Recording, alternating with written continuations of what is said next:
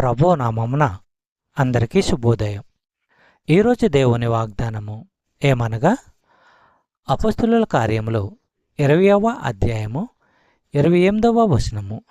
దేవుడు తన స్వరక్తమిచ్చి సంపాదించిన తన సంఘమును కాయుటకు పరిశుద్ధాత్మ మిమ్మును దేనియందు అధ్యక్షులనుగా ఉంచెనో ఆ యావత్తు మందను గూర్చియు మీ మట్టుకు మిమ్మును గూర్చియు జాగ్రత్తగా ఉండుడి.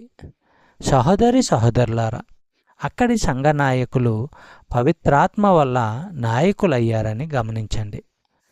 ఏ సంఘములోనైనా బాధ్యతలను సరిగా నెరవేర్చగలవారు ఇలాంటి వారే. నాయకులు క్రీస్తు గొర్రెలకు నిజమైన కాపరులుగా ఉండాలి.